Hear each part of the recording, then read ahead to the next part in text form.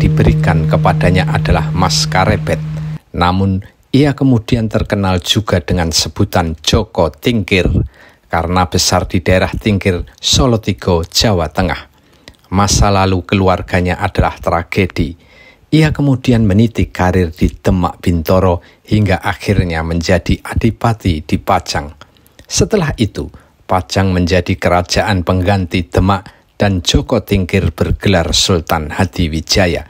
Namun, akhir hidupnya cukup tragis. Anak angkatnya, Danang Sutawijoyo, mendirikan kerajaan sendiri di Mataram. Lalu, Joko Tingkir, menurut versi Babat Tanah Jawi, tutup usia karena dihantam jin juru taman yang merupakan pembantu setia Sutawijoyo alias Panembahan Senopati.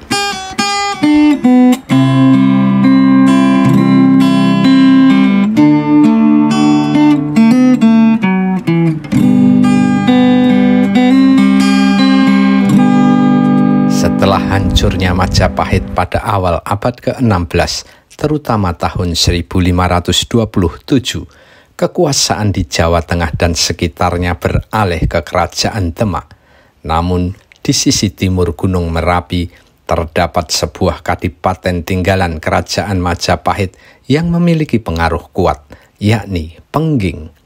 Pengging adalah tanah pemberian Raja Majapahit Brawijaya V kepada Andayaningrat yang sukses menaklukkan Blambangan dan Bali. Ia tewas dalam sebuah pertempuran dan meninggalkan dua putra, yakni Kebo Kanigoro dan Kebo Kenongo. Namun, Kebo Kenongo lah yang meneruskan kepemimpinan di Pengging, sedangkan Kebo Kanigoro memilih bertapa di Gunung Merapi dan dikisahkan meninggal dunia di sana karena terbakar kawah. Kebo Kenongo merupakan murid Syekh Siti Jenar, ulama yang dianggap bid'ah oleh Demak. Kebo Kenongo alias Ki Ageng Pengging bersama Ki Ageng Butuh, Ki Ageng Ngerang, dan Ki Ageng Tingkir merupakan murid utama Syekh Siti Jenar dan telah berikrar dalam ikatan persaudaraan rohani. Karena dianggap bid'ah, Syekh Siti Jenar akhirnya dihukum mati, sedangkan murid-muridnya dianggap sebagai ancaman oleh Demak. Terlebih lagi, Kebo Kenongo yang menguasai Pengging dianggap akan mengganggu kekuasaan Demak. Demak beranggapan ing Pengging tilas kabupaten sarta kapernah santono dening Sultan Demak, mbok menawi amikir sumejo jumeneng ratu. Artinya, Pengging bekas kabupaten, lagi pula ia masih kerabat Sultan Demak, mungkin ia berpikir menjadi raja. Maka Kesultanan Demak di bawah Raden Patah memanggil Kebo Kenongo 2 kali untuk menyatakan ketaatan dan pengabdian kepada Demak. Namun Kebo Kenongo atau Ki Ageng Pengging menolak ke Demak, sedangkan 3 saudara rohaninya, Ki Ageng Tingkir, Ki Ageng Ngerang, dan Ki Ageng Butuh sudah bersedia tunduk kepada Demak. Pengging pun tegang, sementara istri Joko Kenongo alias Ki Ageng Pengging sedang hamil tua. Lalu Joko Kenongo mengumpulkan ketiga saudara rohaninya, Ki Ageng Tingkir, Ki Ageng Butuh, dan Ki Ageng Ngerang ke Pengging dalam sebuah pertunjukan wayang beber. Pada pertunjukan wayang itu, istri Ki Ageng Pengging melahirkan bayi laki-laki. Pada saat itu, ada angin besar yang menerpa layar wayang beber hingga berkelebat dan menimbulkan suara karebet. Maka Ki Ageng Tingkir memberi nama putra Ki Ageng Pengging dengan nama Mas Karebet. Karena memberontak kepada Demak dan dianggap murid Syekh Siti Jenar, akhirnya Kesultanan Demak memutuskan hukuman mati kepada Kebo Kenongo. Sunan Kudus bertugas mengeksekusi Kebo Kenongo alias Ki Ageng Pengging. Merasa akan menghadapi hukuman mati, Ki Ageng Pengging memberikan Mas Karebet kepada Ki Ageng Tingkir untuk dirawat. Setelah tumbuh dewasa, Mas Karebet lebih populer dengan sebutan Joko Tingkir. Ia kemudian pamit kepada Nyi Ageng Tingkir untuk meniti karir di Demak. Di Demak, Joko Tingkir tinggal bersama Kiai Gondo Mustoko, saudara Nyi Ageng Tingkir yang menjadi perawat Masjid Demak dengan jabatan Lurah Ganjur. Saat itu, Raja Demak adalah Sultan Trenggono. Joko Tingkir pintar, sakti, dan tangkas hingga menarik perhatian Sultan Trenggono. Joko Tingkir kemudian diangkat menjadi kepala prajurit Demak berpangkat Lurah Wiro Tamtomo. Namun, saat seleksi prajurit, ada pelamar yang dianggap arogan dan merasa sangat sakti, yakni Dadung Awuk. Joko Tingkir menguji kesaktiannya hingga Dadung Awuk tewas. Joko Tingkir pun dipecat dan diminta meninggalkan Demak. Joko Tingkir kemudian berguru kepada Ki Ageng Banyu Biru. Setelah merasa mendapat banyak ilmu, ia bersama saudara seperguruannya, Mas Monco, Mas Wilo, dan Ki Wuragil kembali ke Demak.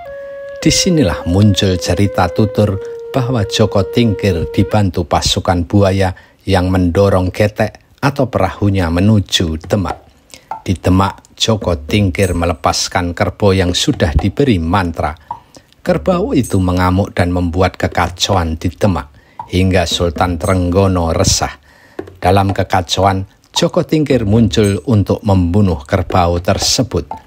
Karena jasanya, Sultan Trenggono kemudian mengangkat Joko Tingkir kembali menjadi Lurah Wiro Tamtomo. Karirnya semakin meningkat, apalagi ia kemudian menikah dengan putri Sultan Trenggono, yakni Ratu Mas Cempoko. Kemudian Joko Tingkir dijadikan adipati dan memimpin Kadipaten Pajang dengan nama Hadiwijaya. Pada tahun 1546, Sultan Trenggono gugur dalam pertempuran di Panarukan. Posisinya digantikan sang anak Sunan Prawoto.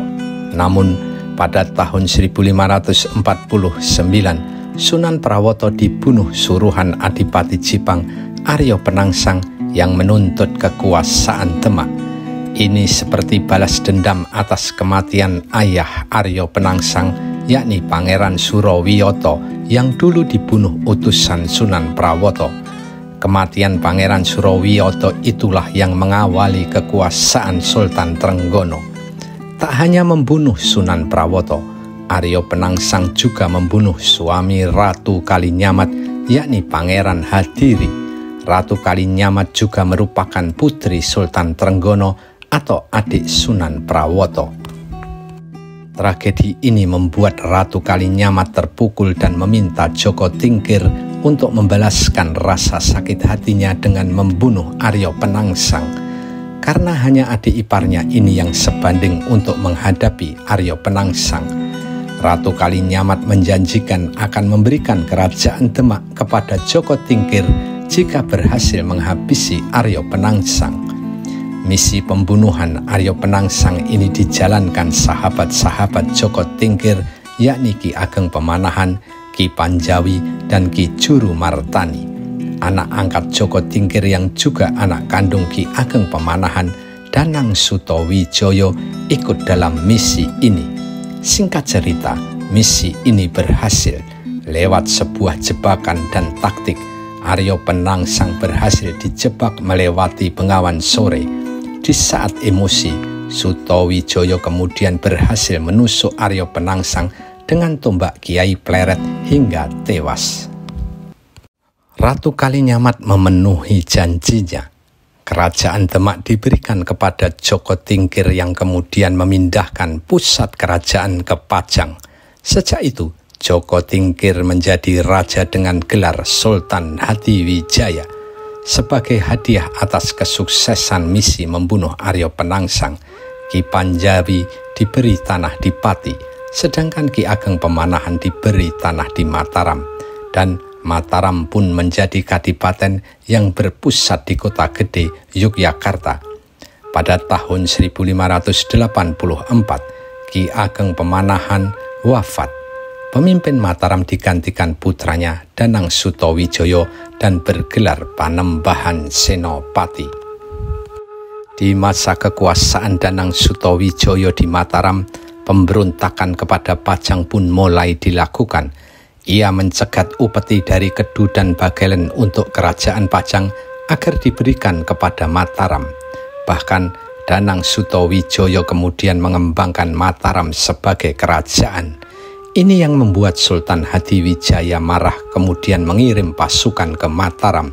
Namun konflik dengan anak angkat itu tak berlarut-larut menjadi perang besar karena pasukan Pajang kemudian ditarik mundur. Pada tahun 1586, Panembahan Senopati memproklamirkan Mataram sebagai kerajaan. Setahun kemudian, 1587, Sultan Hadiwijaya alias Joko Tingkir meninggal dunia. Dikisahkan Sultan Hadiwijaya meninggal dunia karena sakit. Namun, Babat Tanah Jawi menceritakan Sultan Hadiwijaya dibunuh Jin Juru Taman, pembantu setia Danang Sutawijaya alias Panembahan Senopati. Ia memukul dada Sultan Hadiwijaya hingga terjatuh dan akhirnya wafat.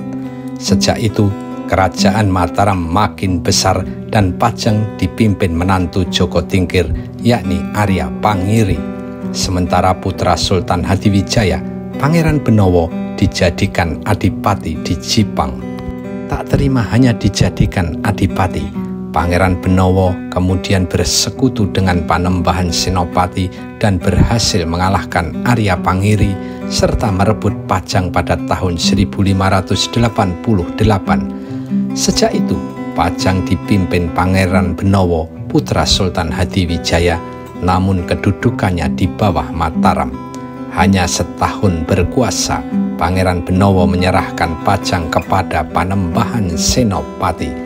Sejak itu pula, pengaruh Pajang semakin menurun dan digantikan Mataram yang semakin menjadi kerajaan besar. Bahkan ketika Mataram dipimpin Raja Sultan Agung Hanyokrokusumo, Pajang yang mencoba memberontak diberantas pada tahun 1618.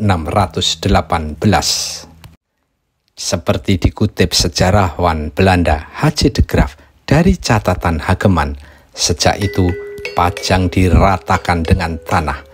Catatan utusan Belanda lain, Cornelis van Maaseik, yang berkunjung ke Mataram pada tanggal 22 Juni sampai 22 Juli 1618 menyebutkan desa-desa yang sebelumnya dipimpin Raja Pajang menjadi kosong. Rakyat diangkut ke Mataram untuk dijadikan pekerja membangun keraton baru di Kerto. Itu sebabnya sisa-sisa kerajaan Pajang bisa dikatakan musnah. Hanya ada ompak batu yang diperkirakan bekas bangunan keraton Pajang yang kini dirawat masyarakat di Dusun 1, Desa Makam Haji, Kecamatan Kartosuro, Kabupaten Sukoharjo. Dulu pusat kerajaan Pajang di masa Joko Tingkir alias Sultan Hadiwijaya diperkirakan meliputi daerah yang kini menjadi Kelurahan Pajang, Kecamatan Lawean Surakarta, dan Kecamatan Kartosuro, Sukoharjo.